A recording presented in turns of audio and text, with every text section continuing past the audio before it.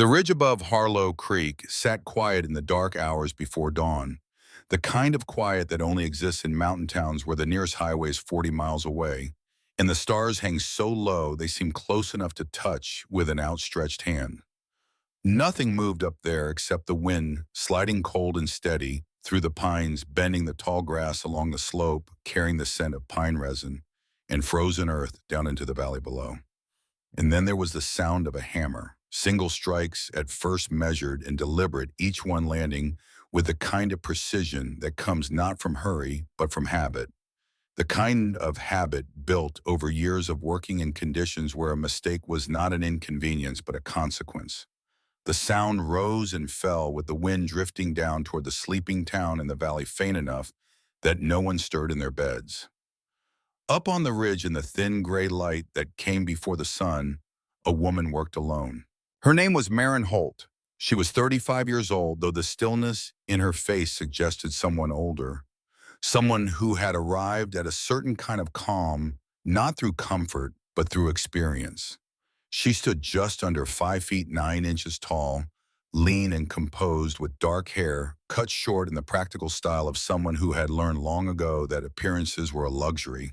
She wore a worn canvas jacket over a thermal base layer, heavy work gloves and boots laced tight to the ankle. A thin scar ran along the inside of her left wrist, pale against her skin, barely visible unless the light caught it at a certain angle. Most people never noticed it. Those who did never asked. She was driving nails into a crossbeam along the north wall of the cabin, her arm moving with the economy of motion that distinguished trained professionals from enthusiastic amateurs. Not a single swing was wasted. Not a single nail was struck twice when once was enough. Beside the porch steps, a German shepherd sat in the grass and watched her. His name was Ranger, and he was 3 years old. His coat was deep black across the back and rust brown along his chest and legs, thick and well kept despite the outdoor life he and Maren shared. His ears stood upright and sharp, turning slightly with each new sound the wind carried across the ridge. His amber eyes followed Maren's every movement with the focused attention of an animal that understood, in the way only certain dogs understand, that watching her was not just loyalty, it was purpose. Ranger rarely barked. In the months since they had arrived in Harlow Creek, the people in town had noticed that more than almost anything else about the pair. Other dogs barked at strangers, at squirrels, at the sound of distant trucks on the county road. Ranger simply watched, calm, steady, and completely alert. The cabin behind Maren was unusual. Even in the pre-dawn half-light, anyone standing close enough to see it properly would have noticed the differences. The walls were thicker than a standard cabin, reinforced with additional framing and packed tight with insulation boards she had installed herself over the course of many weeks. Several metal ventilation pipes extended along the roofline, their angles calculated and deliberate, not randomly placed. The windows were smaller than typical, set deep into the walls. The front door was heavy, mounted on thick iron hinges, with a solid crossbar bracket installed on the inside. Nothing about the structure was decorative. Everything had a function. Maren had been building it for 8 months. She had purchased the ridge property the previous winter, a few weeks after arriving in Harlow Creek. The land itself was not expensive. It was steep, rocky, in places difficult to access in bad weather, and sat far enough above town that most people considered it impractical for residential use. To Maren Holt, those qualities were precisely what made it right. She drove the last nail into the crossbeam, stepped back, and examined the joint. Straight, solid. She pressed her palm flat against the wood and pushed. Nothing moved. Below the ridge, Harlow Creek was beginning to wake. The town sat in a wide valley between two gentle mountain slopes in western Colorado, the kind of place that looked exactly the way a small American mountain town was supposed to look. A population of roughly 2,000 people, a main street with old brick storefronts, a hardware store, a diner, a post office, and a bar that had been operating under the same name for 30 years. Beyond the main street, residential roads curved outward through stands of aspen and pine passing wooden houses, with front porches and firewood stacked along the side walls. The Rocky Mountains rose on every visible horizon. In summer, the town was beautiful in a way that attracted weekend visitors and occasional photographers. In autumn, the aspens turned gold and the whole valley glowed. In winter, the snow came hard and the roads sometimes closed for days, and the town folded inward on itself the way isolated communities always had, relying on neighbors and habit and the accumulated knowledge of people who had lived through difficult winters before. Most years, the winters were manageable. Most years. Marin picked up her water bottle from the porch railing, drank slowly, and looked out over the valley below. The town's lights were coming on one by one, small, warm squares of yellow in the blue pre-dawn darkness. The bakery on Main Street would already have its ovens running. The diner would open in an hour. Pickup trucks would start appearing on the gravel roads as the ranchers and farmers began their morning routines. From up here, it all looked peaceful. Ranger rose from his spot in the grass and came to stand beside her. He did not press against her leg or demand attention. He simply stood there, his shoulder near her knee, looking out at the same valley she was looking at. Marin reached down and rested her hand briefly on the top of his head. Neither of them spoke. They never needed to. The man who owned the hardware store at the corner of Main and Birch Street was named Walt Greer, and he was 62 years old, though he moved with the unhurried deliberateness of someone who had simply decided somewhere along the way that rushing accomplished less than people assumed. Walt was not a large man. He was medium height, slightly stooped at the shoulders from decades of unloading deliveries with a face that had been weathered by Colorado winters into something that looked like old oak. His hair was white, cut short, and his eyes were the particular shade of pale blue that sometimes appears in men who have spent years looking at long distances. He wore the same thing nearly every day: canvas work trousers, a flannel shirt, and a gray wool vest with the top button left open. He had operated the hardware store for 21 years since buying it from the previous owner, a year after returning from a long period working contract logistics for the military overseas. He had served in the Army in the early 1970s and then again in a civilian support capacity during the Gulf War in 1991, long enough in both cases to understand the difference between people who talked about difficult situations and people who had actually been inside them. Walt Greer had been inside enough of them to recognize the second type immediately. He had started selling Marin Holt her building materials within 2 weeks of her arrival in Harlow Creek. Insulation boards, structural lumber, iron hardware, ventilation pipe fittings, fireproof sealant, reinforced door hinges. She came in every few days with a handwritten list, examined the materials carefully before purchasing them, and paid in cash without conversation. Walt had watched her selections for 3 visits before he understood what she was building. On her 4th visit, he had said simply without ceremony, "The vent configuration you're using, that's a passive circulation system." Marin had looked at him across the counter without expression. "Military surplus design," Walt continued, "modified for a fixed structure. I saw something similar built in the Saudi desert in '91. Field engineers put it together in 4 days out of prefab panels. Held up through a sandstorm that flattened everything within a quarter mile of it." A pause. "Works better in cold weather than hot," Marin said. Walt nodded once. "A lot better." She bought her materials and left. But after that, she did not seem to mind when Walt occasionally asked a question.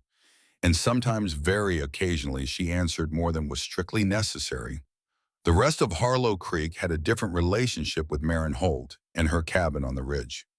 The center of that relationship, as with most things social in Harlow Creek, was a man named Bobby Marsh. Bobby owned the bar at the far end of Main Street, a place called the Rusty Nail, which had operated continuously since 1987 and served as the town's primary gathering point for anyone who needed company conversation or something stronger than coffee after a long day. Bobby himself was 44 years old, broad through the shoulders, with a thick neck and a round face that was usually flushed from the combination of warm air inside the bar and the whiskey he sampled regularly from his own inventory. He had thinning sandy hair, an uneven beard he trimmed infrequently, and the loud carrying voice of a man who had spent decades projecting across a noisy room. He was not a cruel person. He was in the way that many socially dominant men in small towns are simply accustomed to setting the tone. When Bobby Marsh found something funny, the room usually found it funny. When he found something strange, the room found it strange. He had found Maren Holt strange from the first week.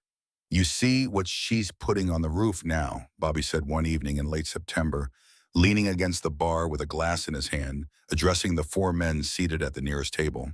Through the window behind him, the ridge was visible in the fading light, the outline of the cabin barely distinguishable against the darkening tree line. "Looks like pipes from a refinery. Must be 6 of them up there." A man at the table, a rancher named Pete Dollard, who ran cattle on the eastern slope, squinted toward the window. "What's she need pipes for?" "Ventilation," another man offered. Bobby shook his head slowly, grinning. "Ventilation. For what, it's a cabin. You put in one stove and open a window." He set his glass down and spread his hands. "I'm telling you, that woman has built herself a fancy treehouse and doesn't even know it." The table laughed. It had been going on like that since June. Not mean-spirited exactly, but consistent. The kind of steady, low-level mockery that a small town can sustain indefinitely once it decides something is worth the amusement. The strange pipes, the thick walls, the reinforced door, the stacks of firewood that grew week by week along the porch, arranged with a neatness that itself seemed somehow absurd. The dog who never barked. The woman who never explained. Colt Reeves heard most of it. He was 38 years old with dark hair cut close and the kind of square-jawed, direct face that made people take him seriously when he spoke, which was not as often as most people in town. He had opened his auto repair shop near the gas station on the south end of Main Street 18 months ago after moving up from Pueblo, where he had spent several years working roadside recovery after a bad highway accident during a winter storm had taken the lives of 2 people he had considered friends. Since then, Colt had developed the habit of watching people carefully before deciding what he thought about them. He sat at the bar's corner table most Thursday evenings, drank a single beer slowly, and listened more than he spoke. He heard Bobby's jokes about the cabin on the ridge. He smiled when the room smiled because that was the path of least resistance. But he filed things away. The precision of those ventilation pipes, the insulation thickness he had glimpsed through the open door when he had driven past once on a service call up the county road. The way Maren worked unhurried, methodical, never consulting plans because she clearly carried them somewhere in her head. That did not match crazy. That matched something else entirely. In the second week of October, Walt Greer drove his truck up the county road to deliver a final order of fireproof sealant that Maren had requested but had been unable to collect that week. Ranger met the truck at the end of the dirt lane that led to the cabin, standing calmly in the road as Walt slowed to a stop. The dog stepped aside. Walt climbed out, unloaded the canisters from the truck bed, and carried them up toward the porch. Maren came around the side of the cabin with a level in her hand. She nodded when she saw the delivery. "I'll carry those," she said. "I've got them," Walt said, and set them down by the door anyway. She looked at him for a moment, then looked out over the valley. The sky that day was the flat uniform gray that sometimes arrived over the Rockies in mid-autumn, not threatening exactly, but heavy. "Come inside," she said. It was the first time she had said that to anyone. The interior of the cabin was not what Walt had expected, though. Afterward, he was not sure what exactly he had expected. It was clean and spare, without decoration.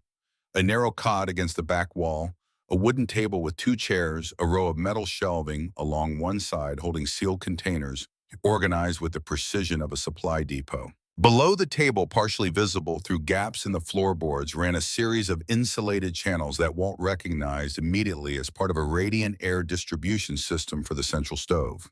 The stove itself was compact and set into the east wall, built with thick iron plates and an airflow design he had not seen in any residential installation. He crouched and examined it without touching it. "Where did you source the iron plates?" he asked. "Had them cut to spec," Maren said. "Foundry at Grand Junction."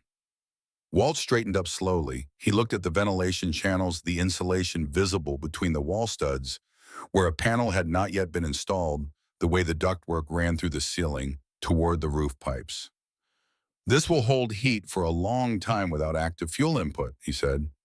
72 hours at minimum, Marin said, if the exterior temperature stays above -20. Longer if it drops below that and we reduce internal activity. Walt turned and looked at her. She was standing near the table with her arms at her sides, watching him examine the room with the calm expression she seemed to wear for everything. We, he said. People, she said, if needed.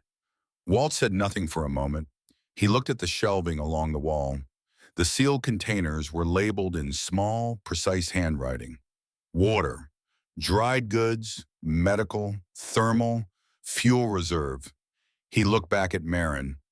How many people, he asked. 20, comfortably, 30 if necessary.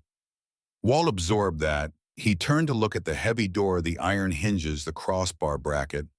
Then he turned and looked at the map on the wall. He had not noticed it immediately, but now it commanded his full attention. It was large, covering most of the north-facing wall, a topographical rendering of the valley and the surrounding mountain terrain, extending roughly 60 miles in each direction. It was not a printed map. It was hand-drawn on large sheets of paper pinned side by side, and it was covered in markings. Wind pattern indicators, elevation notes, temperature zone shadings in color pencil, arrows showing the direction of prevailing storm systems, and dates. Dozens of dates going back years marked at various points on the map with small notations in Marin's careful handwriting. Walt stepped closer and read some of them. November 1987, March 1993, February 2003, December 2008. He did not speak for a long time. You've been tracking this valley, he said finally. 3 years, Marin said, before I moved here. Walt turned to look at him. You chose this town specifically. I chose this ridge specifically, she said. The town came with it. Walt looked at the map again.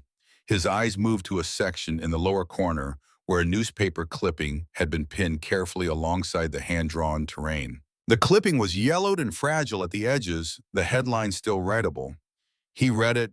The words were about a storm, a specific storm, a storm that had hit a town in Colorado in November of 1987 with such force and speed that the residents had no time to prepare. The town had been called Millfield. It had sat 42 miles southwest of Harlow Creek, in a valley with a similar topographical profile between similar mountain slopes exposed to the same quarter of weather systems that came down from the north through the Rockies every winter. The storm had lasted 4 days. The temperature had dropped to -31 degrees Fahrenheit. The power grid had failed within the first 6 hours. 11 people had died. Not from the storm directly, from cold, from the failure of the structures they sheltered in. Walt read the clipping slowly. Then he stepped back and looked at the map again, at the pattern of dates, at the careful shading of the temperature zones, at the arrow indicating prevailing wind direction flowing directly down the valley that Harlow Creek sat in. He was quiet for a long time. The Widowmaker pattern, he said. It was not a question. Marin said nothing. That storm in '87. Walt continued, his voice even and deliberate. Meteorologists called it a Widowmaker event. Rapid pressure drop, no warning window, hits the valley floors hardest because the surrounding slopes funnel the cold air down. He paused. These dates on your map, you're tracking the recurrence interval. It averages 22 to 28 years, Marin said quietly. Walt looked at the map one more time. Then he looked at the year printed in the corner of the 1987 clipping. He did the arithmetic without speaking. He turned and picked up his truck keys from where he had set them on the table. I'll have another crate of fireproof sealant here by Thursday, he said. Marin nodded once. Neither of them said anything else. Walt drove back down to Harlow Creek in silence with the particular stillness of a man who has just understood something important that everyone around him has not. That evening at the Rusty Nail, Bobby Marsh was in the middle of a story of the pipes on the cabin roof. 6 pipes. Bobby said, holding up 6 fingers for emphasis. I counted. 6 pipes on one cabin roof.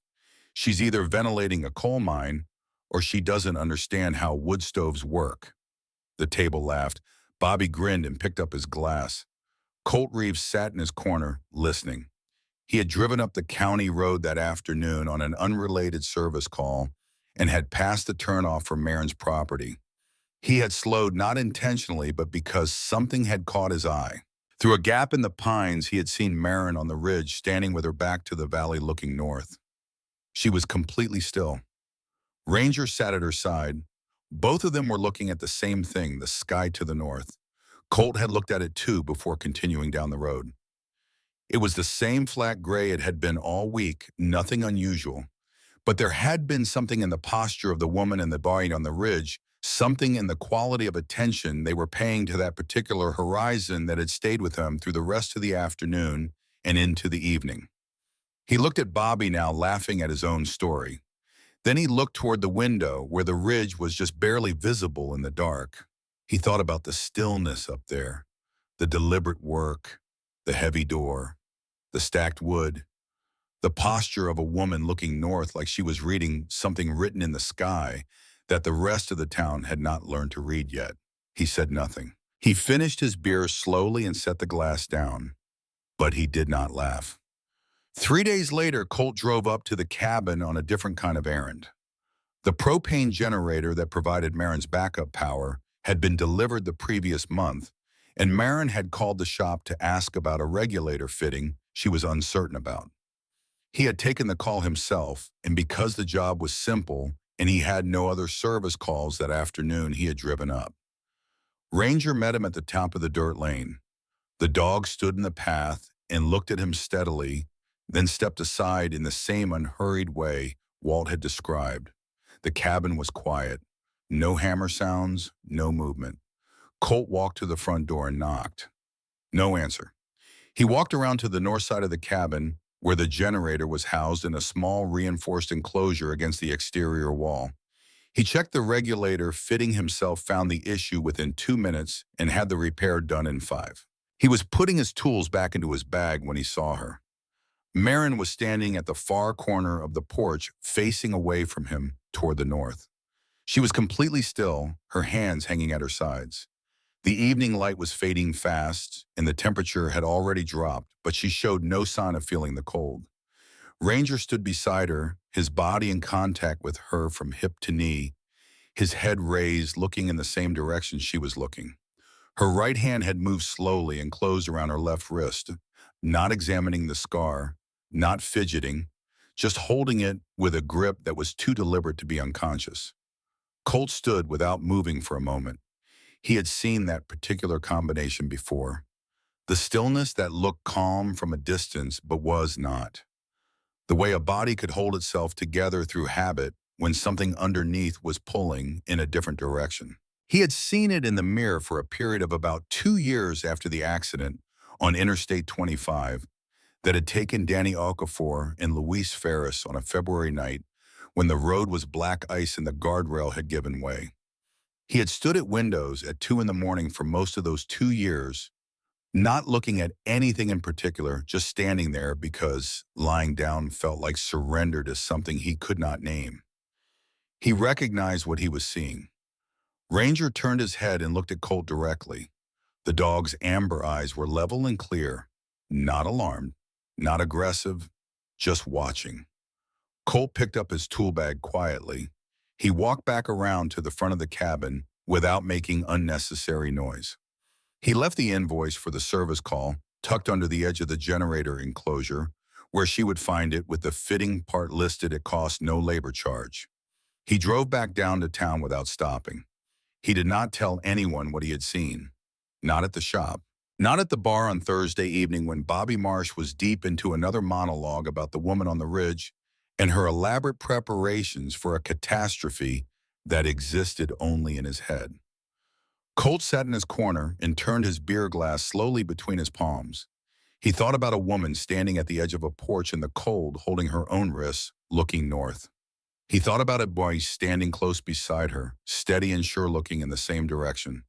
He thought about Danny Okafor's voice on that February night, shouting something in the 3 seconds before the guardrail went. He thought about the fact that sometimes the people who were most prepared for the worst were the ones who had already been inside it and had come back carrying it with them. He said nothing, but he drove home that night by a different route, the longer one. The one that went past the base of the ridge, where if you looked up through the bare October aspens, you could just see the glow of a light in the cabin window, small and steady against the dark, while below it, the town slept and the mountain stood silent, and the sky to the north, if you knew how to read it, had begun to say something that no one in Harlow Creek was listening to yet. No one except the woman on the ridge in Herdham and an old man with pale blue eyes who had ordered another crate of fireproof sealant to be delivered by Thursday, and one quiet mechanic who had stopped laughing at the wrong time and started watching instead. The aspens had lost most of their leaves by the last week of October. They stood in pale clusters along the slopes, white-barked and bare-branched, their shadows long and thin in the low autumn sunlight. The mornings came colder now, and the meadow grass on the ridge had gone dry and brown, crackling softly underfoot as Marin moved around the cabin, making her final checks. She worked through a mental list she had refined and revised over 3 years of planning. The central stove inspected and cleaned, the ventilation pipes checked for blockage and sealed at every joint, the underfloor distribution channels tested with a slow fire for 2 hours to confirm even heat spread throughout the space, the storage shelving fully stocked and organized, the water containers filled and sealed, the medical supplies inventoried and complete, the firewood stacked along the porch in the secondary woodpile under a tarpaulin on the north side of the building. The door, the hinges, the crossbar. She checked everything twice, not from anxiety, from discipline. There was a difference and she understood it precisely. Ranger moved with her through each area of the cabin, watching her hands, watching her face, reading her the way he always did. In the evenings now, Marin sometimes sat on the porch in the dark after the work was done with a cup of coffee going cold in her hands, looking out over the valley. The lights of Harlow Creek spread below in a comfortable constellation of yellow and white houses and storefronts in the single blinking red light of the radio tower on the eastern slope. It was a good-looking town. She had chosen it for practical reasons, for the topographical data, in the storm recurrence intervals, in the ridge elevation. But over 8 months of living above it, she had found that she did not mind it. The bakery smell in the mornings, the sound of the high school football game on Friday nights drifting up through the still, cold air. Walt Greer's truck pulling onto the county road at 7 every morning, reliable as a clock. She did not need the town to understand her. She only needed it to still be there. Ranger came and sat beside her, chair to his shoulder against her knee. She looked down at him, and he looked back up at her, his amber eyes steady in the darkness. "Not long now," she said quietly. It was the most she had said aloud in days. Above the valley, the sky to the north had been changing for the past week in ways that Marin had been watching carefully. The clouds were coming in heavier and lower. The wind direction had shifted twice in 3 days. The temperature had dropped faster than the seasonal average, and the air carried a particular pressure that she recognized not from instruments, but from the trained attention of someone who had spent years in environments where the weather was not background noise, but a primary operational variable. She had been in enough of those environments to know what this felt like. She picked up her coffee cup, found it cold, and set it back down. Ranger was already looking north. The storm did not announce itself the way storms in movies do, with dramatic skies and rolling thunder and enough warning for people to prepare. It arrived the way the worst ones always do, quietly at first, then all at once. The morning of November 3rd began like any other late autumn day in Harlow Creek. Cold gray with a thin layer of frost on the windshields along Main Street, and the particular stillness in the air that comes when the temperature has dropped overnight and not yet recovered. People drove to work. The diner opened. Walt Greer unlocked the hardware store at 7 and turned on the lights and started the coffee maker behind the counter. By 10 in the morning, the first snow was falling. It was light at first. Small flakes, the kind that drifted sideways in the breeze and melted when they touched the pavement. People looked up, noted it, and returned to what they were doing. A few remarked that it was earlier than usual for this kind of snow, but earlier than usual was not the same as dangerous, and everyone in Harlow Creek had lived through plenty of Colorado winters. Snow in November was not news. By noon, it was different. The flakes had grown heavier, and the wind had picked up from the north with a force that had nothing gradual about it. It did not build slowly. It arrived at full strength the way a door slams rather than swings, and within 20 minutes the visibility on Main Street had dropped from a quarter mile to less than 100 yards. The temperature, which had been 26 degrees Fahrenheit at 10 o'clock, dropped to 14 by 12:30 and was still falling. The power went out at 12:51.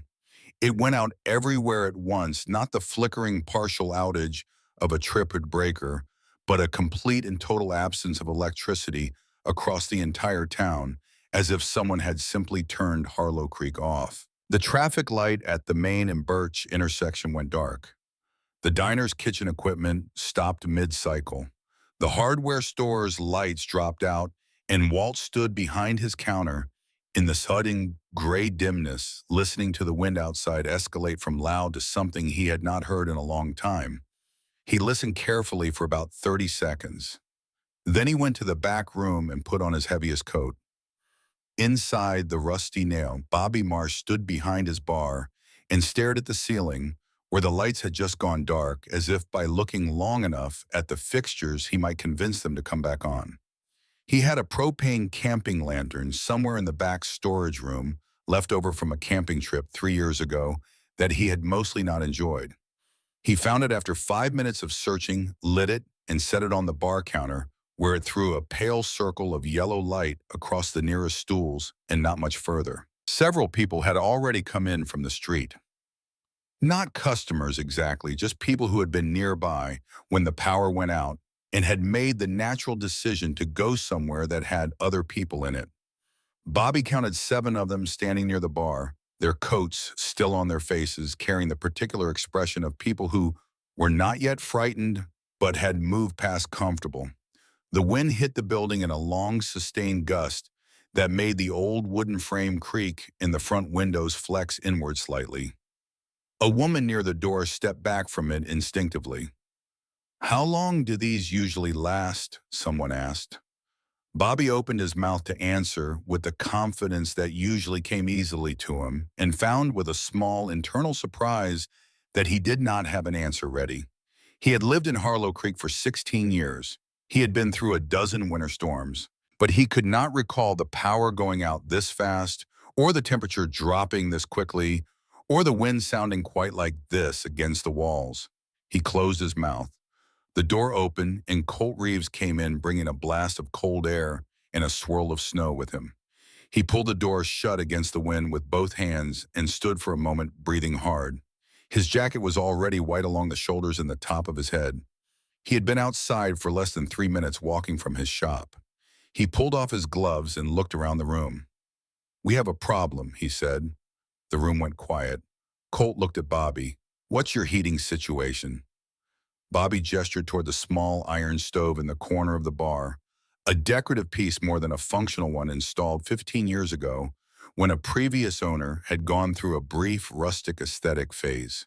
It was real, it burned wood, and it worked, but it was small. Designed to add atmosphere to a room that was already heated by a proper system, not to be the room's only heat source.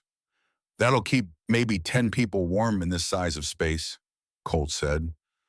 "For a while, if the temperature outside gets down to where it's heading, it won't be enough." "Where is it heading?" someone asked. Colt had checked his truck's external thermometer when he came in. It was 9 degrees 10 minutes ago, wind chill below -20. The room was very quiet.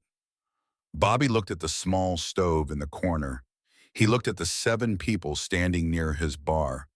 He looked at the front windows, which were now completely white with snow pressed against the outside of the glass, and for the first time since Marin Holt had arrived in Harlow Creek and started building something on the ridge above town, Bobby Marsh did not feel like laughing at anything. Walt Greer came in 20 minutes later, moving carefully on the icy sidewalk, and pushed through the door with the deliberate steadiness of a man who had decided exactly what needed to happen and was in the process of making it happen. He looked at Colt first. "I've talked to 4 households on the north end of town," Walt said without preamble. "The Hendersons' pipes have already frozen. The Garfield family has 3 kids under 10 and a wood stove that isn't drawing properly. Ed Calloway on Birch Street is 81 years old and alone. We can bring people here," Bobby said. Walt looked at him steadily. For how long? Bobby had no answer. Walt turned to look out the front windows at the white nothing beyond the glass. The wind hit the building again, harder this time, and somewhere down the street something fell, a sign, a loose piece of awning, something that had been attached and was no longer attached. "The temperature is going to keep dropping," Walt said. "This is not a 2-hour storm. The pressure pattern I have been watching for the past week suggests we are looking at 3 days minimum, possibly 4. He paused. "This stove will not keep enough people warm for 4 days. Not even close." The room was completely still except for the sound of the wind. Everyone in the room knew without anyone saying it directly what Walt was pointing toward. There was only one structure within reach of Harlow Creek that had been designed and built specifically to keep people warm through exactly this kind of event, with fuel reserves and insulation and a heating system engineered for sustained performance. It was on the ridge above town. Bobby Marsh looked at the floor for a long moment. Colt was already checking his pockets for his truck keys. "I can get as far as the base of the ridge road in the truck," Colt said. "After that, we walk. Single file rope if we have it, no one gets separated." Walt nodded. "I've got rope in this back of my truck. 60 feet. We go in groups," Colt said. "First group, whoever is most vulnerable, elderly, children, anyone not dressed for sustained exposure." He looked at Bobby. "You know this town better than anyone. Who do we pull first?" Bobby stood behind his bar with his hands flat on the counter looking at the door. Outside, the wind screamed against the building in a long, sustained note that no one in the room had heard before. He straightened up. "Ed Calloway on Birch Street," he said. "The Garfield kids. Helen Pryor. She's 73 and lives alone on the north side." He grabbed his coat from behind the bar. "I know where all of them live." He came around the counter and picked up the heaviest lantern from the shelf. No one laughed at anything for the rest of the day. The first group left the Rusty Nail at 2 in the afternoon. Bobby led with Colt behind him and Walt moving steadily at the rear. They had gathered 11 people from the surrounding streets. 2 elderly residents, the Garfield family of 5, including 3 children under 12 and 4 others who had been caught out when their own heating situations had failed. They moved in a line through the snow, connected in pairs by sections of Walt's rope bent forward against the wind. The snow was already knee-high in places where it had drifted against walls and fences. In the open stretches between buildings, it was thinner, but the wind was worse, hitting them broadside with a force that staggered the smaller people and made the children cry out despite their parents' arms around them. Bobby broke trail at the front, his large frame useful for this, at least pushing through the drifts with his shoulders and leaving a compressed channel for the others to step in. The ridge road began at the edge of town where the county road curved upward to the northeast. Colt's truck emitted as far as the first switchback before the tires lost the road entirely in the uniformly white landscape. He put it in park and left it running for what warmth it would provide to whoever needed it, and they continued on foot. The climb up the ridge took 40 minutes in conditions that on a clear day would take 8. The wind on the exposed slope was worse than in town. It came from the north and hit the ridge face straight on, channeled by the mountain terrain exactly as Marin's topographic map had predicted, funneling cold air down the valley with no obstruction. Bobby walked with his head down and his arm around the eldest of the Garfield children, a 10-year-old girl named Sophie, who had stopped crying and was now simply enduring with the focused determination that children sometimes discover when they understand that the situation is genuinely serious. Walt moved at the rear of the line, slower than the others, his head up and his eyes forward, one hand on the rope connecting him to the person ahead. Halfway up the slope in a hollow where the road curved around a rocky outcrop and the wind dropped briefly to something manageable, they found the SUV. It had gone off the road in the first hour of the storm, sliding sideways on a patch of black ice where the road made a sharp left turn and instead going straight down a shallow embankment into the drainage hollow at the base of the outcrop. It was a dark blue Ford Explorer buried to its door sills in snow, tilted at a 30-degree angle with its driver's side wheels in the air. The engine was off. The windows were frosted over. Bobby saw it first and stopped. Colt was beside him in 3 steps. They looked at each other. "Could be empty," Bobby said. His voice did not carry conviction. Colt was already moving down the embankment. He reached the passenger side window and wiped the frost away with his gloved hand. Inside, barely visible in the gray light, were 2 shapes, one large, one small. The small one was not moving. "There's people in here," Colt called back. What happened next was something that would be talked about in Harlow Creek for years afterward, not loudly or dramatically, but in the quiet, specific way that people refer to moments that revealed something true about someone they thought they already knew. Bobby Marsh stood at the top of the embankment. He had 11 cold and exhausted people behind him, 3 of them children, one of them 73 years old, and the cabin was still 15 minutes up the slope in deteriorating conditions. He had the rope and he had the lantern, and he was the largest person in the group and the one who had been breaking trail for the past 30 minutes. The math was not complicated. He stood there for the space of about 3 seconds. Then Walt Greer, 62 years old, slightly stooped, with his white hair blown flat against his head, by the wind, stepped past Bobby and went down the embankment toward the SUV without a word. He did not move fast. He moved carefully, placing each foot deliberately in the snow, keeping his weight back on the slope. But he moved without hesitation, and his direction was completely clear. Bobby watched the old man for 1 second.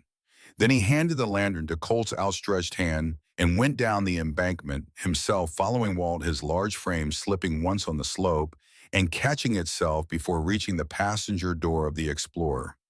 Together, they pulled the door open. Inside were 2 people, a woman in her mid-60s, gray-haired and unconscious, but breathing, her head resting against the window, and a child. A boy, 7 years old, small and pale, his eyes closed, his lips slightly blue at the edges. He was buckled into the rear seat. The interior of the vehicle was cold, had been cold for some time. Bobby reached in and unbuckled the boy in one motion and lifted him out, wrapping the child against his chest with both arms. Walt had the woman's door open on the other side and was checking her pulse with 2 fingers at her neck, his face focused and calm in the particular way of someone executing a task they have done before. "She's alive," Walt said. "Pulse is slow but present." From above on the road, Colt's voice, "Marin's coming."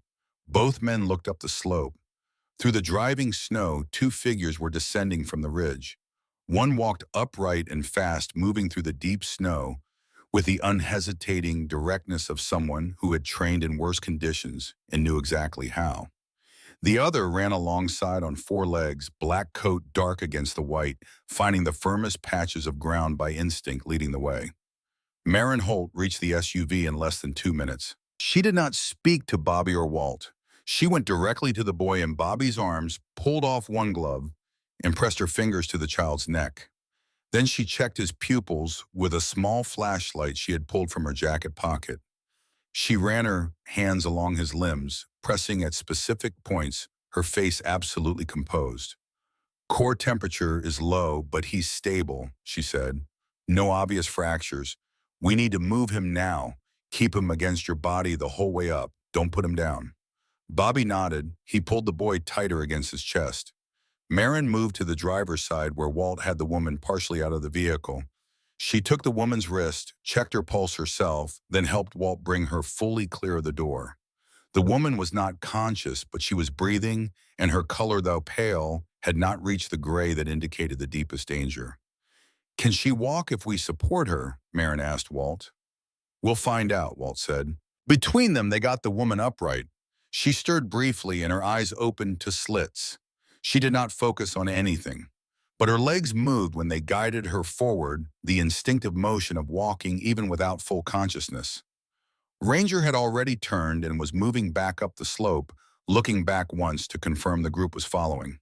The climb from the embankment to the cabin took 25 minutes. Marin positioned herself on the woman's left side, Walt on the right, and they moved together steadily up the slope through the howling wind while Bobby carried the child and Colt managed the rest of the group above. The snow was driving nearly horizontal by this point, visibility reduced to the length of an outstretched arm, and the cold had passed the point of discomfort into something more fundamental, the kind of cold that begins to make thinking difficult and movement feel pointless. Marin did not slow down. She did not speak encouragingly or call out reassurances. She simply kept moving, her shoulder under the older woman's arm, her feet finding the path upward. With certainty, her face turned slightly away from the wind's worst angle. Behind her, Walt matched her pace with visible effort, his breath coming hard, but his grip on the woman steady. The cabin lights appeared through the snow above them. Small and warm and absolutely certain in the white darkness, the glow of Marin's windows was the most useful thing Harlow Creek had seen in years, though most of the people struggling up the slope toward it were only now beginning to understand that. The cabin door opened before anyone reached the porch steps. Marin had gone ahead the last 30 yards, releasing the woman to Walt's sole support, and had the door open and the interior lanterns lit and the stove vented fully open by the time the first people came through. The warmth that met them at the threshold was immediate and solid, not the thin tentative warmth of a space heater struggling against cold air, but the deep saturating warmth of a well-insulated space that had been holding heat for hours and had plenty more in reserve. People came through the door and stopped moving for a moment, the way people stop when they have been pressing hard against something and the resistance suddenly disappears. Children leaned against their parents. The elderly residents sat down on the wooden benches Marin had positioned along the walls and closed their eyes. Bobby Marsh came through the door, last still holding the boy against his chest. He had not put the child down once in the entire climb. Marin directed him to the cot along the back wall and helped him lay the boy down. She had 2 wool blankets already open, and she wrapped them around the child, efficiently tucking the edges beneath him, checking his temperature with the back of her hand at his neck and forehead. The boy's eyes opened. He looked up at the ceiling of the cabin for a moment, confused. Then he looked at Marin, who was looking back at him with the focused, steady expression she wore when she was working. "Hi," he said, in the small, uncertain voice of a child who is not sure where he is. "Hi," Marin said. "You're warm now. You're safe." He blinked. Then, apparently deciding this was satisfactory, he closed his eyes again. Marin stood up and turned to face the room. 23 people in a space designed for 20. Children on the floor near the stove with blankets wrapped around their shoulders. Adults standing in small groups or seated on the benches, their wet coats beginning to steam slightly in the warmth. Walt Greer had found the unconscious woman a spot against the east wall and was kneeling beside her, monitoring her breathing with the calm competence of a man who had spent time in places where medical facilities were not nearby. Marin went to the storage shelving and began distributing supplies with the efficiency of someone executing a plan they had run through many times in their head. Wool blankets, 1 per person. Water containers opened and passed along. Sealed packets of dried food enough for 3 days at reduced consumption, more if necessary. She moved through the crowded space without rushing and without wasted motion. Ranger moved with her, threading between people, calmly allowing the children to touch him without pulling away, his amber eyes checking each face he passed with the same steady attention he gave to everything. Colt watched Marin from across the room. He had watched her on the slope in the embankment hollow in the final push up to the cabin, and he had noted something that he suspected no one else in the room had consciously registered. At no point had she raised her voice. At no point had her movements become urgent, in the way that fear makes movements urgent. Every action she had taken from the moment she came down the slope to the moment the last person came through her door had been measured, purposeful, and exactly correct. This was not luck. This was not instinct in the way the word is used casually. This was training applied to a situation that the training had been specifically designed to meet. And the reason the training was here in this cabin, on this ridge, in this town, was because the woman who carried it had spent 3 years preparing for exactly this night. He thought about Bobby's voice in the bar week after week, laughing. He thought about his own silence. He found he had nothing useful to think about on that subject, so he stopped thinking about it and crossed the room to help Walt with the older woman who was beginning to regain consciousness and was going to need someone to explain where she was. Bobby Marsh stood near the door with his coat still on for a long time after everyone else had settled. He stood in the warm room in the cabin he had called a fancy treehouse, surrounded by the people he had come up the ridge with and the people who had arrived before them, and he looked at the central stove radiating steady heat and the organized shelving and the ventilation pipes doing exactly what they had been designed to do, and the heavy door that sealed the cold outside where it belonged. He looked at Marin moving quietly through the room, checking on each person in turn. He had been running the Rusty Nail since he was 28 years old. He had been telling stories in that room for more than a decade and a half. He could not think of a single story he had told in that time that had helped anyone through anything. He stood in the warm room and said nothing. The boy on the cot had fallen into a proper sleep, his color returning slowly toward normal. Outside, the Widowmaker pressed against the walls of the cabin with everything it had. The walls held. The first day inside the cabin passed the way difficult things sometimes do, slowly at first, then in a rhythm that the body accepts because it has no other choice. Marin kept the stove running at a steady, controlled burn through the night, feeding it at measured intervals, never letting it climb too high or drop too low. The temperature inside held at a consistent 64 degrees Fahrenheit, while outside the Widowmaker pushed the valley down to -22 and kept it there. She checked the ventilation pipes twice in the night, pulling on her coat and stepping outside briefly while the wind screamed around the cabin corners, clearing a partial blockage of packed snow from the uppermost exhaust fitting before coming back inside and latching the heavy door behind her. Nobody woke while she was outside. Ranger was waiting at the door when she came back in. By the second morning, the cabin had organized itself the way confined groups always do, into a loose social structure built on proximity and need. The children had claimed the area nearest the stove, which was warmest, and which Marin had covered with folded blankets as a kind of floor padding. The elderly residents occupied the benches along the east wall where Walt had established himself as a quiet, steady presence, checking on each of them in rotation and keeping their water cups filled from the sealed containers. Colt had appointed himself to the practical work without being asked, checking the woodpile twice daily, monitoring the fuel reserve, helping Marin with the ventilation inspections each morning. He did not take direction well from most people, but he took it from Marin without friction, partly because her instructions were always specific and correct, and partly because by the end of the first day he had understood something about her that made argument feel beside the point. Bobby Marsh sat near the door, not blocking it, not guarding it, just near it in the chair he had pulled from the corner on the first evening and had not moved since. He was quieter than anyone in Harlow Creek had seen him in years. He helped when asked, moving supplies, helping the older residents when they needed steadying, breaking firewood into manageable lengths on the covered porch when the indoor stack ran low. But the continuous performance that characterized Bobby at the Rusty Nail, the stories, the commentary, the laughter he generated and conducted like a man who needed sound around him to feel solid. None of that was present. He sat in his chair and watched the room and said very little.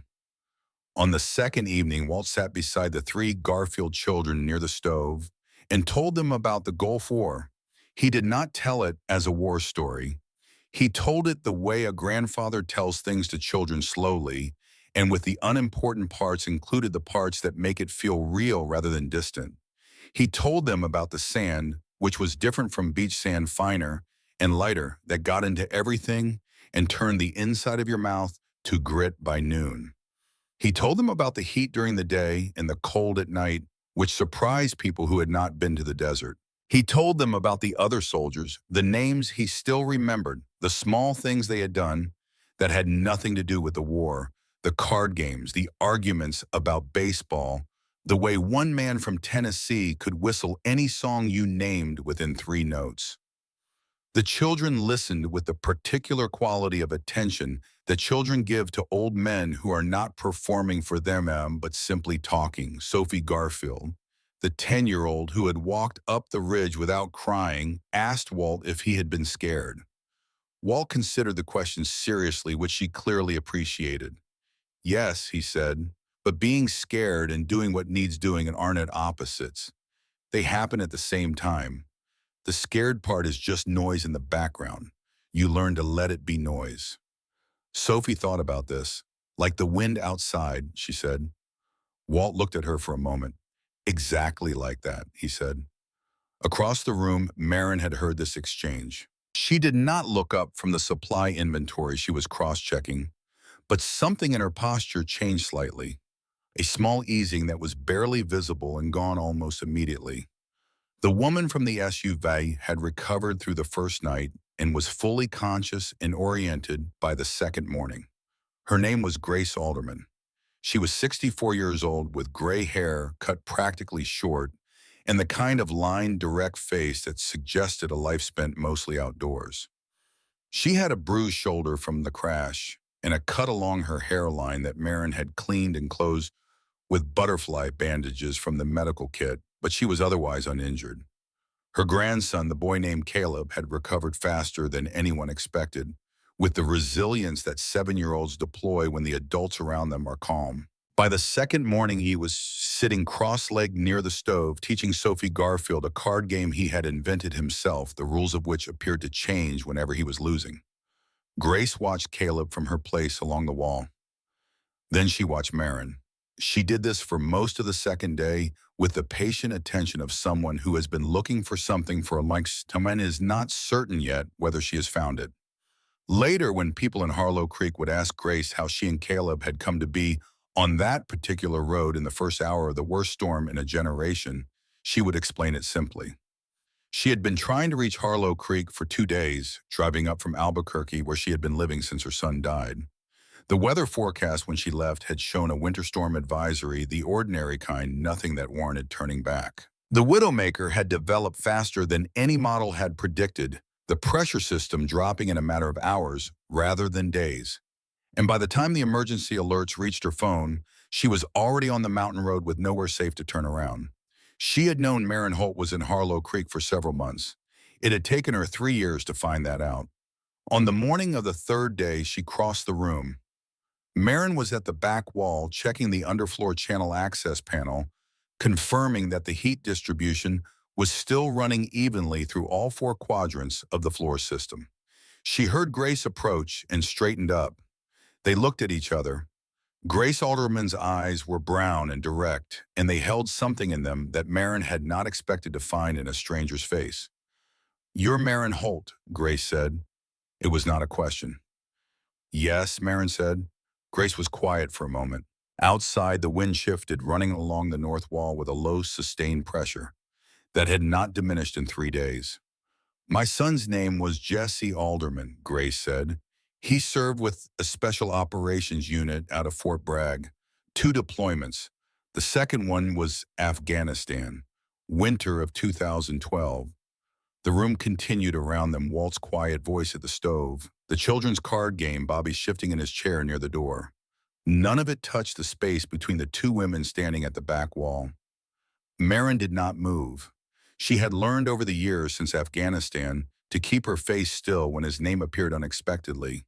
She had become skilled at it the way you become skilled at things you practice constantly against your will. But something happened in her eyes, a contraction, and then a careful stillness that Grace Alderman saw clearly and recognized. "I've been trying to find you for 3 years, Grace said. Her voice was level, not accusatory, not broken.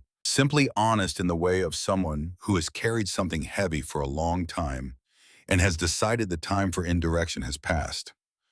I knew you were in Colorado. It took me a while to find the right town. Marin said nothing.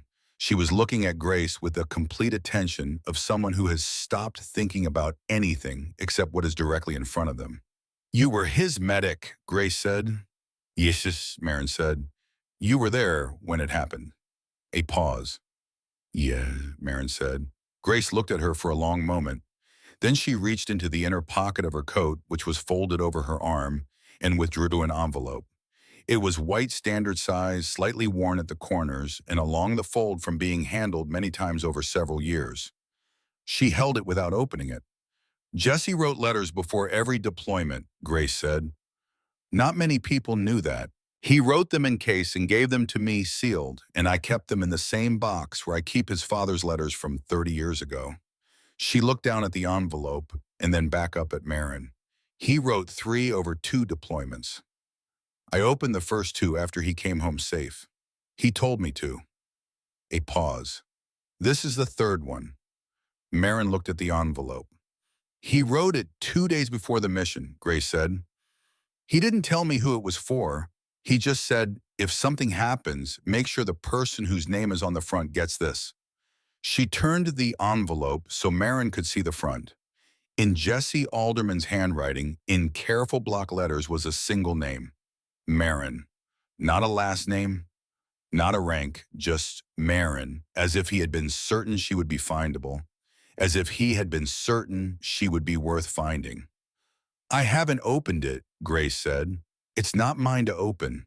She held it out. Marin took it. She held it in both hands, looking at the handwriting. Her hands were steady. They were always steady, had been steady through everything, through the chaos and the snow in Afghanistan, through 8 months of building alone on a Colorado ridge, through 3 days of managing 23 cold and frightened people in a cabin she had constructed for exactly this purpose. But something in her face changed. It was not dramatic. It was not a collapse or a breaking. It was more like the expression of someone who has been holding a door closed against pressure for a very long time and has just been told that it is safe to let go. She sat down on the floor of the cabin, her back against the wall, her legs folded beneath her. She opened the envelope. The letter was 2 pages handwritten on lined notebook paper in Jesse's block letters, the ink slightly faded at the edges from years inside the envelope. Marin read it without moving her eyes, traveling steadily down the first page and onto the second. Near the end of the second page, she stopped. She read that section again. Then she sat with the letter in her hands and looked at the floor in front of her for a long time. When Jesse Alderman had been 26 years old, riding on a cot in a forward operating base, 2 days before a mission in the mountains of Afghanistan, he had written about Marin Holt. He had written that she was the person in their unit who always knew where everyone was and whether they were all right, not because it was assigned to her, but because she could not seem to stop doing it. He had written that he had watched her do this in every situation they had been in together, and that it was the most quietly useful thing he had ever seen in another person. He had written that whatever happened on the mission ahead, she should know that the care she gave without announcement or expectation was not invisible, that he had seen it, that all of them had seen it. And then he had written the sentence that Marin was reading for the second time. If something happens, tell Marin she already saved us all just by being there. Marin lowered the letter to her lamp. Ranger had come to her without being called, moving quietly across the cabin floor, threading between people with the certainty of an animal that knows exactly where it needs to be. He settled against her side, his large, warm body solid and close, his chin coming to rest on her knee. She sat in the warmth of the cabin she had built with 22 other people, sheltered inside it, and a German shepherd's weight warm and steady against her, and she cried. It was not the crying of someone falling apart. It was something older and quieter than that, the release of a pressure that had been building for 3 years in the particular shape of the guilt she had carried since that mountain valley, which had told her every day in the language that guilt uses that she had not been enough, had not done enough, had not held on tightly enough when it mattered most. Jesse Alderman had known she would carry it. He had written the letter anyway and trusted his mother to find her because he had wanted her to know in words that could not be argued with that the story she had been telling herself was not the true one. Grace sat down on the floor beside her. She did not put her arm around Marin. She did not speak. She simply sat beside her close enough that their shoulders were almost touching and looked at the same floor that Marin was looking at and waited in the warm room while the wind outside did everything it could and the walls held firm around all of them. Walt Greer turned to face the wall entirely and stayed that way for a while. When he turned back, his expression was the same as always, composed, attentive, slightly tired. Only the quality of the silence around him was different. Colt near the woodpile beside the stove had gone very still. Bobby Marsh in his chair by the door watched. His phone was in his jacket pocket. He had checked it an hour ago out of habit and found the screen dark battery long dead. He thought about his wife Patricia, who would be at her sister's house on the south end of town where they had gone when the power failed, because that was the plan they had made years ago for bad weather. The south end of town stayed warmer longer because of how the slope blocked the north wind. He thought about how he had not thought to tell her where he was going when he left for the ridge. He thought about the last time he had said something genuinely kind to her without any audience around. He sat in the warm cabin and made a quiet decision about some things. After a time, Marin folded the letter carefully and returned it to the envelope. She held the envelope for a moment. Then she tucked it into the inside pocket of her jacket against her chest. She took a breath. Then she pressed her palm flat against Ranger's head, stood up and went back to checking the underfloor heat distribution panel because the morning inspection was not finished and the fire needed adjusting, and there were 22 other people in her cabin who needed the temperature maintained. Grace Alderman watched her go. Then she looked at her grandson Caleb, who had resumed the card game with renewed enthusiasm, his small voice rising again in confident argument about rules he had just changed in his own favor. She smiled for the first time since the storm had begun. The fourth morning came without drama. The wind, which had been constant for 3 days and nights, dropped sometime before dawn to a low and intermittent sound, a remnant rather than a force pushing at the cabin walls with the tired insistence of something that had given everything it had and was now simply going through the motions. By the time the light came pale and thin through the cabin's small windows, the valley outside was completely still. Myron unlatched the heavy door and stepped out onto the porch. The world was white and absolute and silent. The snow had covered everything to a depth that transformed the familiar landscape into something new. Every slope and hollow reshaped every fence and fence post, buried to a new geometry. The sky above was the particular clean blue that follows major storms in the Rockies.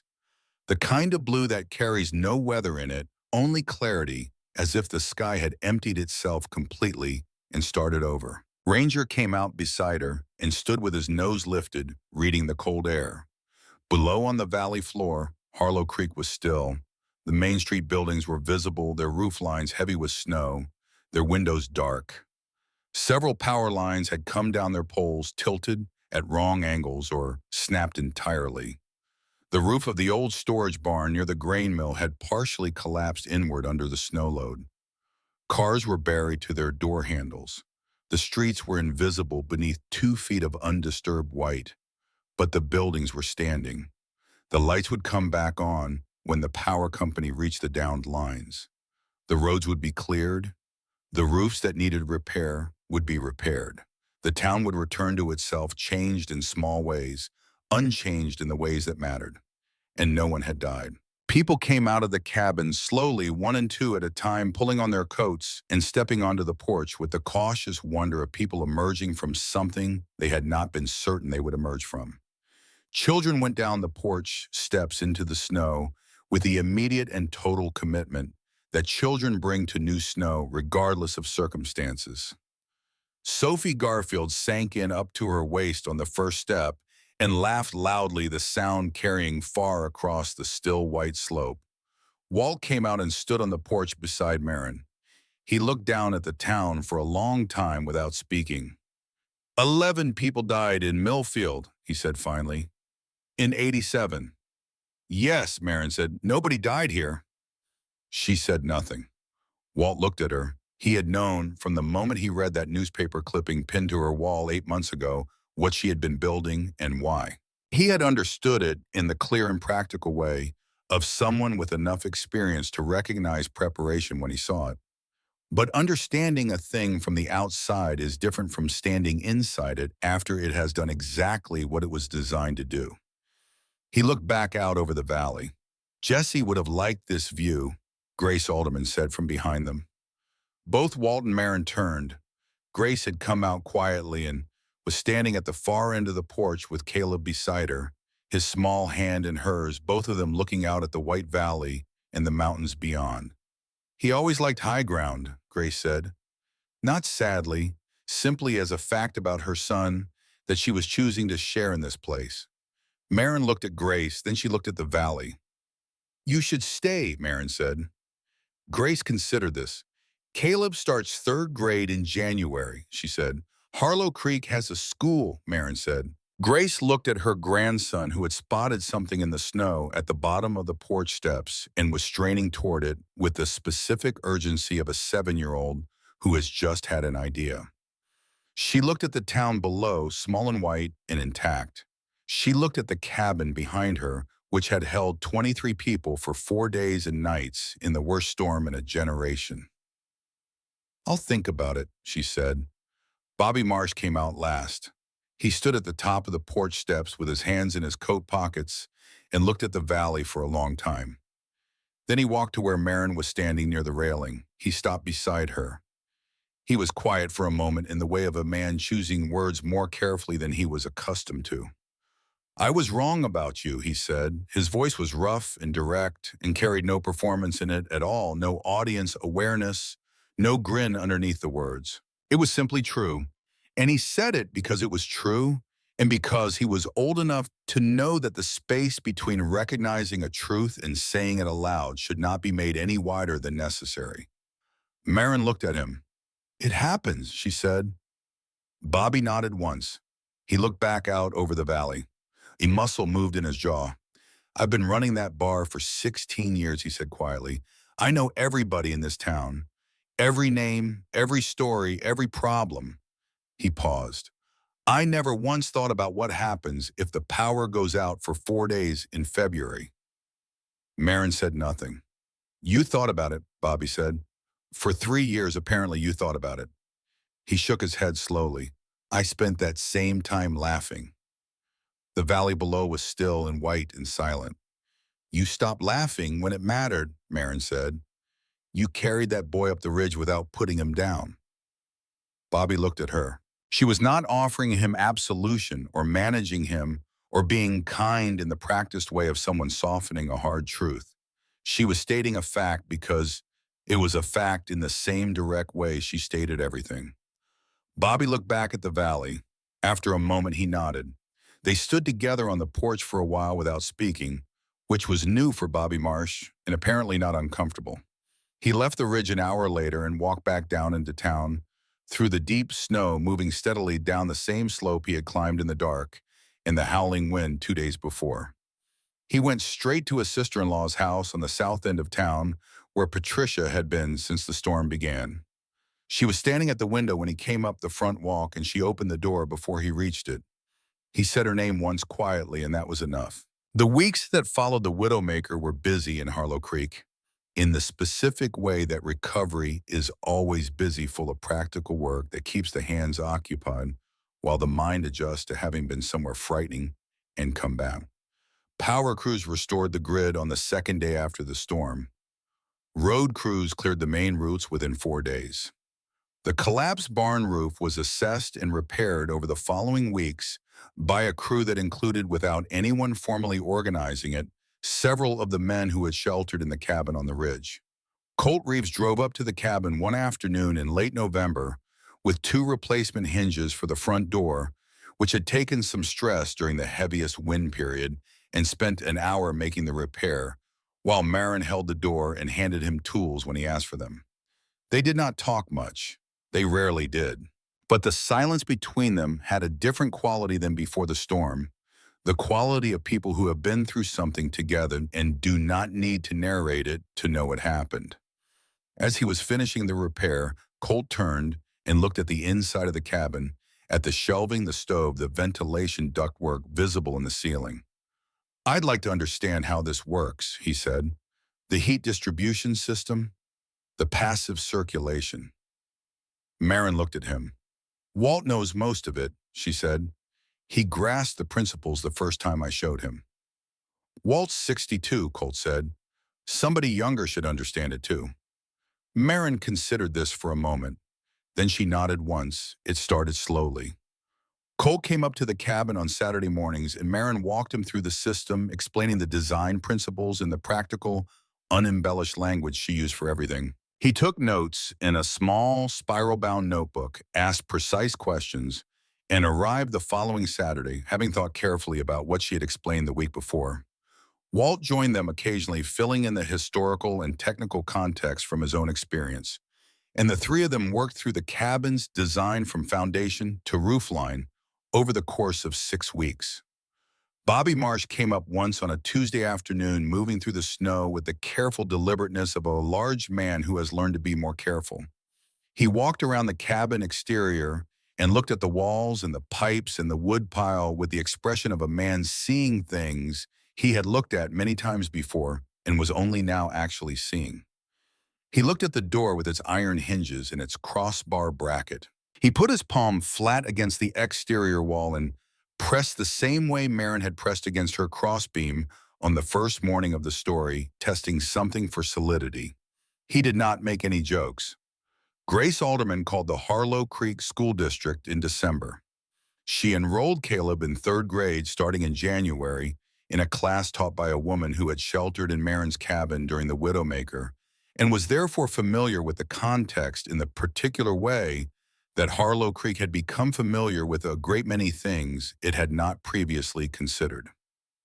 Grace and Caleb moved into a rental house on the north end of town, 2 streets over from where Walt Greer lived, and were absorbed into the community's daily life with the practical warmth that small towns can produce when they choose to. Before she left the ridge on the day the storm ended, Grace had pressed something small into Marin's hand. It was a challenge coin, the kind military units produce, worn smooth from years of handling. On one face was the insignia of Jesse's unit. On the other, someone had scratched 4 letters into the metal with something sharp by hand, unevenly but legibly. MHLT, her initials. Jesse had carried it through both deployments. Marin had closed her hand around it and said nothing. She kept it in the inside pocket of her canvas jacket after that, in the same place where the letter lived. In the spring, Colt began building. He started with his own shop, applying the heat distribution principles to the structure's concrete slab and adding a properly designed ventilation system to replace the inadequate one that had been there since the building was constructed in the 1980s. Then when 2 homeowners who had been in the cabin during the storm asked him directly about reinforcing their own heating systems, he helped them do it, walking them through the design principles the same way Marin had walked him through them. Walt drafted a simple 1-page technical summary of the system's core elements: insulation standards, airflow calculations, stove specifications, fuel reserve guidelines, and made copies at the hardware store, which he left on the counter for anyone who asked. People asked. The document became known in Harlow Creek simply as the Ridge Standard because that was what people called it when they talked about it, and the name stuck because it was accurate and because it pointed towards something real. Years passed on the Ridge the way years pass in high mountain places with long winters and short bright summers, and the constant presence of the sky in all its variations, which is something that people who live under open skies stop noticing consciously, but are always in some background way aware of. Marin stayed. She could not have said exactly when Harlow Creek had become home, rather than a location chosen for its topographical properties. Possibly the morning after the storm, when Walt stood beside her on the porch and the valley below was white and silent and intact. Possibly the afternoon Caleb Alderman, age 7.5, and recently enrolled in third grade, came up the ridge with his grandmother and spent 45 minutes on the cabin floor with Ranger demonstrating a card game with rules he had invented, and then arguing cheerfully with the parent about whether the dog was playing correctly. Ranger had participated with the patient dignity of an animal who understood perfectly well that the rules were being invented as they went and had decided this was acceptable. Marin had watched from the doorway. She had thought about Jessie as she often did in quiet moments, but differently than before. Not with the weight of the unanswered question, with something that was closer to gratitude than grief. She carried the coin in her jacket pocket, and sometimes when her hand found it without her thinking about it, she would hold it for a moment and then continue with whatever she had been doing. That was enough. That was exactly enough. Ranger grew older beside her, his muzzle going gray at the edges, his stride a little slower on cold mornings. He did not seem to mind the slowing. He still watched the valley with the same steady attention, still turned his nose into the wind. When the weather was changing, still knew when she needed him close before she knew it herself.